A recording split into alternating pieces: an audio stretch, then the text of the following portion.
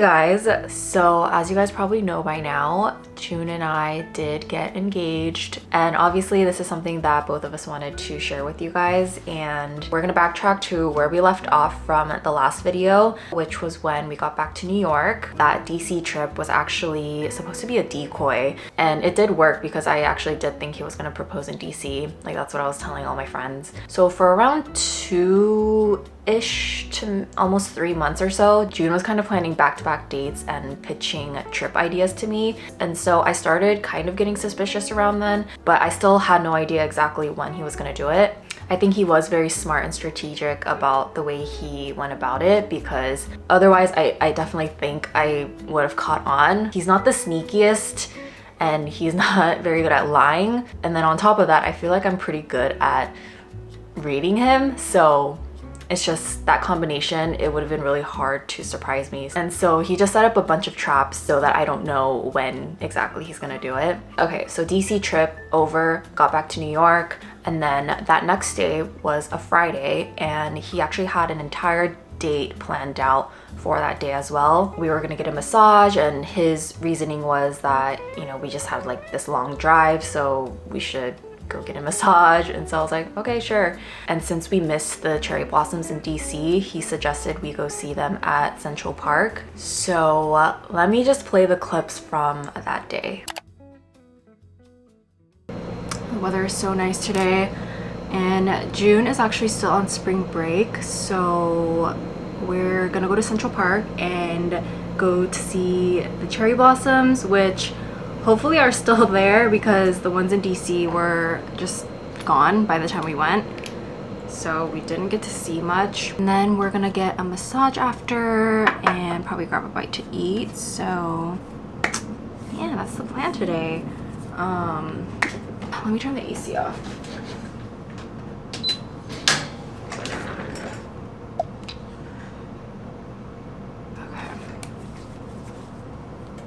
Now that that's off, I actually have this feeling that June might propose today.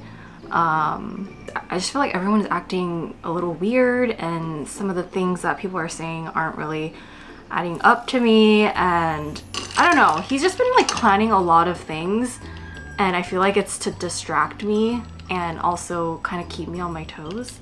I also feel like my friends are here.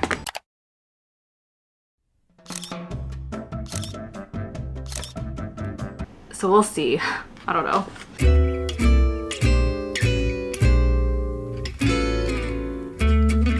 Oh, there's so many people out today. It's really nice.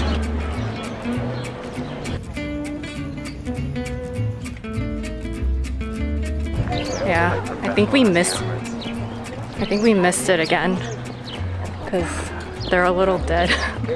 And we missed it in DC. We missed it in New York. Yeah. That's okay. Just our luck. It's still pretty. It's still a nice day. So nice. Yeah. And then after we got our massages, we got dinner at one of our favorite spots for ceviche. And then we headed over to Roosevelt Island. It was both of our first times going, so we were really excited to take the tram. Quick side note though, I wouldn't recommend going before sunset on a Friday. There were so many people, like the tram was packed. And so what we did when we got there was we just kind of let people ahead of us, and we waited for the next tram to come so that we can kind of be one of the first to pick where we wanted to stand on the tram. You know, we just wanted a good view, and we didn't want to be like crammed in the middle. And then as soon as we got off the tram, I could tell June was really nervous. He kept looking around and kept pointing out how many people there were and how cloudy it was getting, and that we weren't going to be able to see a sunset. And he just seemed kind of bummed and upset because it was clearly messing with his plans. And then by that point, we had been walking pretty much the entire day, and so I just kind of wanted to sit and enjoy the view, but he insisted on walking the entire island. And then he kind of realized that, okay, right now it is just too crowded, there isn't a good spot, so let's wait.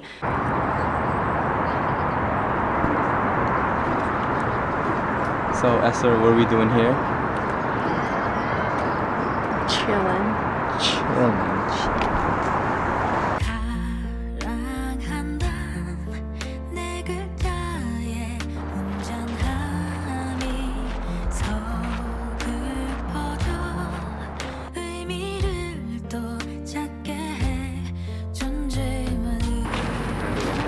I want to do a B-roll video.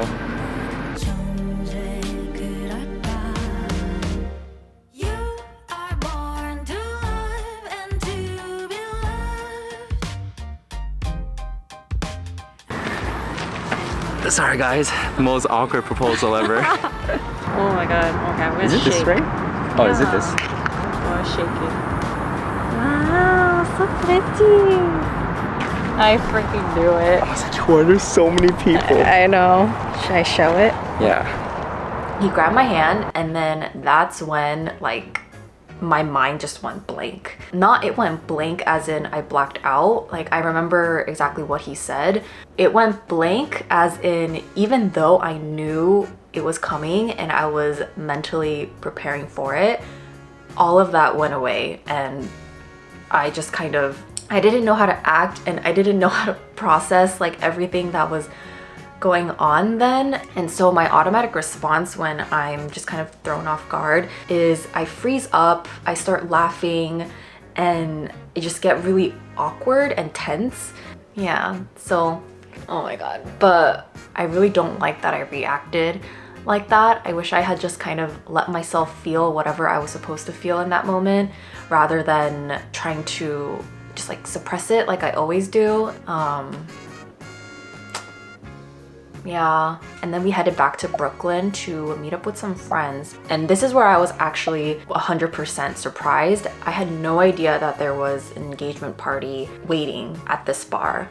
I knew he was planning an engagement party, but I didn't think it was gonna be at the bar. I thought it was gonna be after the bar.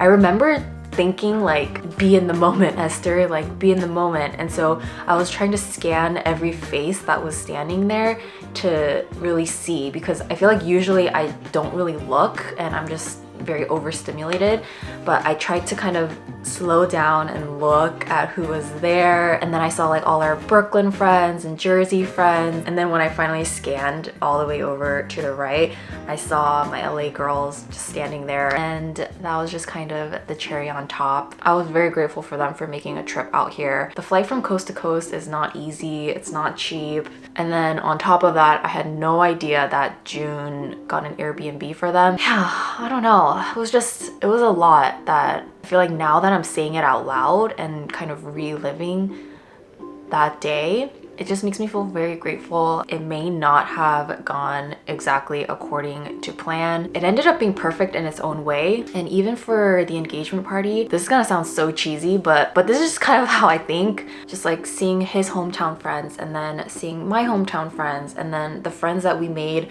together and then everyone there to just like celebrate with us. It just gave me a feeling that I never really felt before, and it also made me realize why people had weddings. I know like it sounds like such a obvious thing, but for me I was very like, I don't want a wedding. Like I don't like doing all of the traditional wedding things and having everyone's eyes on you and the whole planning process. I was just like, I just thought it was everything that made me feel uncomfortable and awkward all in one setting. And so I was very like pro elopement. But now that we're engaged, a wedding doesn't sound that bad. I don't know, we'll see what happens. It does still feel a little awkward to have this on my hand because I'm just so used to like non-flashy jewelry, and then this is just so in your face, but it's growing on me slowly but surely. He did a great job. All right, I think I've been talking for long enough. Thank you so much for watching and for being here as always, and I'll see you guys in the next video.